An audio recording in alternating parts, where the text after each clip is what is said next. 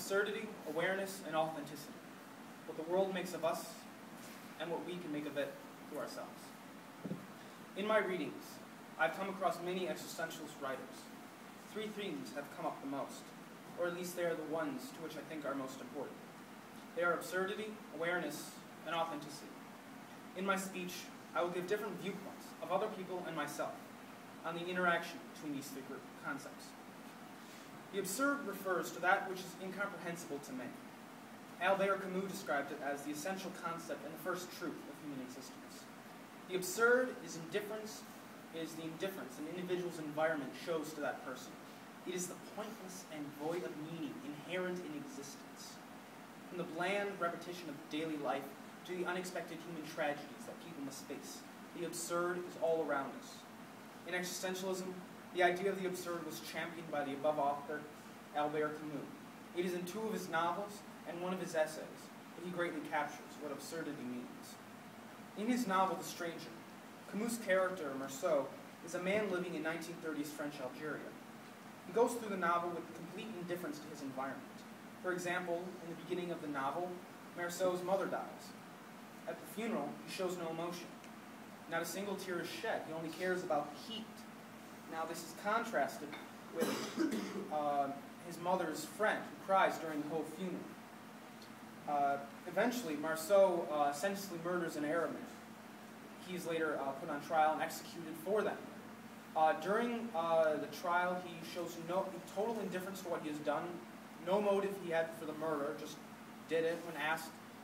He said it was hot outside. In the courtroom, all he cares about is how hot it is in the courtroom. In every circumstance, he lives through sense perception and nothing else. Marceau represents the world's indifference to everything around him. The world only interacts with us through our sense perception. Camus is making the point that the world or existence which resides outside of the individual only acts rationally to us through its own existence. Camus is saying that the world cares nothing more. Any further interpretation in a philosophical sense or in a search for an ulterior meaning or purpose is, in his view, just absurd. Another novel written by Camus is The Plague. The story centers on a plague North African town dealing with its disease. One of the points Camus makes is that the town doctor, as much as he wishes to help those stricken, cannot feel the pain the way his patients feel it. He can only give what empathy and encouragement that is possible. There is another point, however, that Camus makes. As much as there are a barrier between the doctor and his patients, there is a human need to try, as much as possible, to transcend this barrier, to empathize as much as it is impossible to fully empathize. The doctor tries to have as much solidarity as he can with his patients, in spite of the absurdity of trying. Camus makes the point that humans, to avoid falling into nihilism, must act in spite of what appears to be absurd. They must embrace the absurdity of their attempts and rebel against the absurd anyway. This idea Camus illustrates more greatly in his essay, The Myth of Sisyphus. In his essay, Camus describes how Sisyphus is cursed by the gods, or the world, existence, life, whatever you prefer, to push a rock up a mountain forever. On and on, he has to push up the same rock on the same mountain for the rest of his life, and, well, there's no end to his life, so yes, it's eternal, forever. As Sisyphus pushes the rock down the mountain, Camus writes in his essay, just to start all over again, he realizes the illogicality of his situation. He then embraces his existence, even though his situation does and cannot change. But not everyone has syphilis. I mean, not everyone is Sisyphus. People have great control over what they do. But how does a person empower oneself to have greater control? To acknowledge one's outside environment requires knowledge and understanding. But is there also not an awareness dealing with personal, subjective knowledge and understanding as well? Inscribed in the forecourt of the temple of Apollo at Delphi was the ancient Greek aphorism, no diciote, or no less.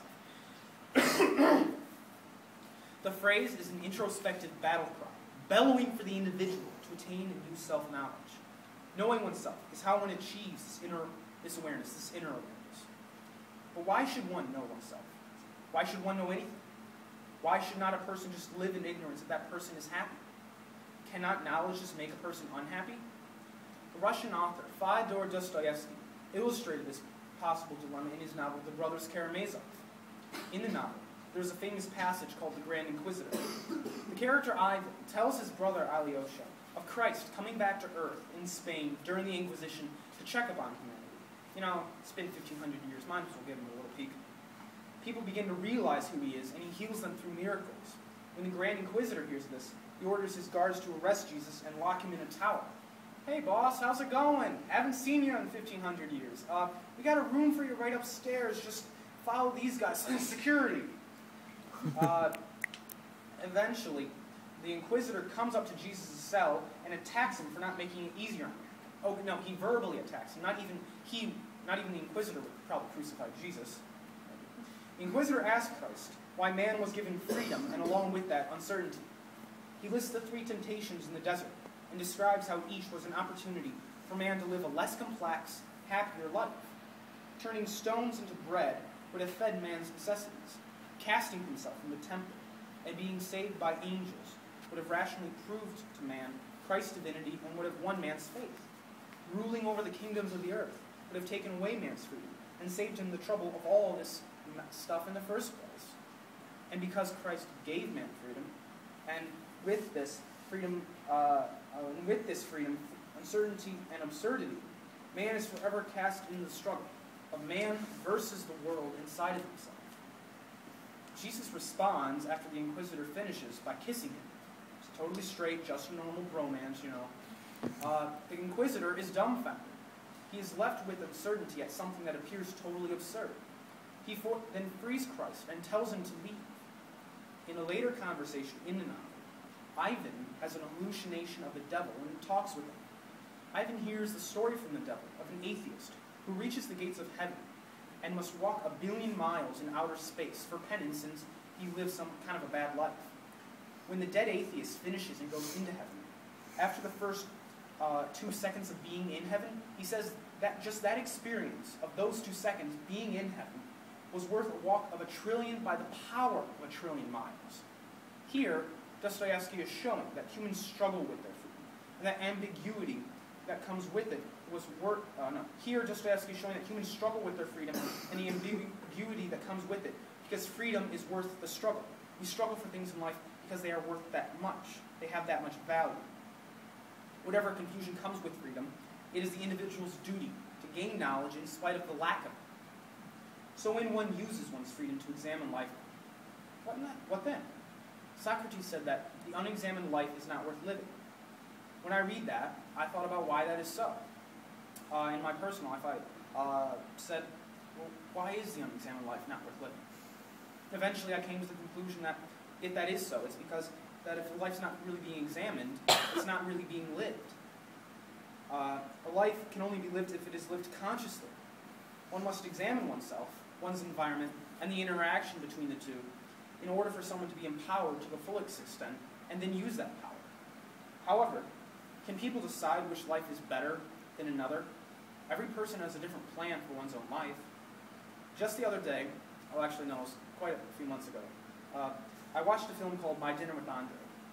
The whole movie is a dinner conversation between 2 playwrights, Wallace and Andre, discussing their different philosophies on theater and life. During the conversation, Andre mentions how he just came back from a spiritual journey, spanning from the Sahara to Poland. Wallace responds that, well, quite surprised, one, that he would actually take this kind of journey, and then says that no one can really do this, or no one exceptional can do this. No one not exceptional can do this because they're too busy in their own lives. Andre agrees with Wallace, but Andre also adds that people are so habitual in their life that sometimes it's necessary to do something wild, crazy, and spontaneous in order to break the chain. Kind of go like on a road trip, like a road trip, like Kerouac or something like that. People just go through the motions of life so much that they're not really living life. The smiling mask may only be shielding an etherized face. The viewer, at the end of the film, is not left with a firm concluding statement, but rather a question that they must ask themselves on their own lives. People are different. What is good for me may not be good for someone else. However, just like Wallace and Andre, 2 people can live different lives, but can still live them passionately with ambition, faith, and fun. It seems to me, personally, that life's too important to live behind a mask, whether formed by choice or simply out of habit. In the collision between the individual living life in spite of its mystery, Walt Whitman wrote a poem called O Me, O Life, which I think truly captures this. I'm going to recite the poem to you. It goes, O me, O life, of questions of these recurring, of the endless trains of the faithless, of cities filled with the foolish, of myself forever approaching myself, for who more foolish than I, and who more faithless, of the eyes that vainly crave the light, of the objects mean, the struggle ever renewed, the poor results of all, of the plodding and sordid crowds I see around me, of empty and useless years of the rest, with the rest me intertwined, the question, O me, so sad recurring, what good amid these, O me, O life? Answer, that you are here, that life exists in identity. The powerful play goes on, and you can contribute first. Whitman is intensely pondering the absurdities around and within him. He is asking what the purpose of life is in a world filled with the foolish and faithless. The answer comes when he says the point of life is that one is here, has identity, and that as the powerful play goes on, one may contribute a verse. The purpose of freedom is just that, to be free and use that freedom well. The journey of life, the destination of life is just that. It's the destination is the journey. In fact, the journey is the destination. Sort of think of it that way. In the Gospel of John, the first verse is, in the beginning was the Word. The Word is written in its original Greek form, is written as logos. Logos, in its own original Greek meaning, has several different meanings. It may mean the point of dispute in a court case, an appeal to logic, or in Platonic philosophy. It means the overall design and purpose of the cosmos and existence, the meaning of life, in certain aspects. It's a sort of universal logos. John is full of Platonic philosophy. So in regard to that, it might be better to translate logos as the point of it all. In the beginning was the point of it all. One might ask how we fit into this. I would say that just contributing verse is the point in and of itself.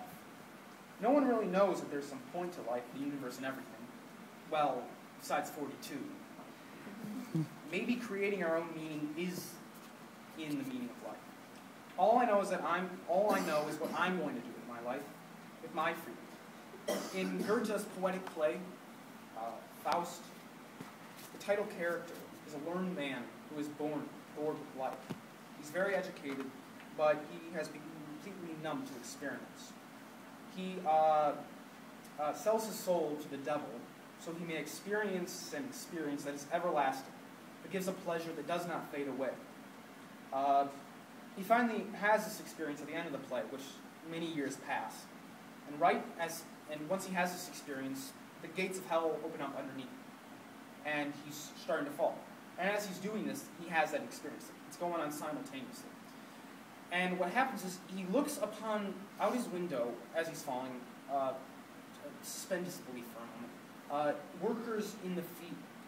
And he sees, this makes him realize the ultimate experience, and that experience is freedom. The workers, they work and harvest from that field day after day, season after season. It is then he finally has the experience he had been wanting, freedom. He discovers freedom is the field that needs to be reconquered and replenished every day. Freedom is the struggle ever renewed and ever giving. It is uncertain and sometimes may seem absurd. But I think that only happens when someone forgets that freedom is an end unto itself. I think that when one embraces freedom and uses it well, life is no longer absurd. It's meaningful. It's being lived. A writer, Howard Thurman, once wrote, ask yourself what makes you come alive, and then go do that. Because what the world needs is people who have come alive. And I want to end this by making a point in my own. I've had several discussions with different people, Hojun has brought it up in our seminar several times. Well, actually, no, I think once. He talks about how in life, why should we give people awareness? And we've discussed this a bit. When they're just happy, why not just leave them happy? I've had this discussion with Sven and a couple other people. Now, in my own life, I've had, in the past year, a large amount of awareness. I've made huge strides in self-knowledge, self-growth, and understanding. Understanding of myself, my life, the world around me, that I'm part of something bigger, human race, you could say, and the interaction between the two, where I belong. You know, basically teen angst. But I also have major anxiety sometimes, and I've had to have this awareness to break down this anxiety and to understand what's going on, and so the anxiety loses its effect. And I guess I'm pro-awareness because, one, it's had such a therapeutic effect on me. But also in the aspect of my own life, I've realized that I was living a life where I didn't know what the hell I was doing, just even in a normal sense. I was just going with the crowd.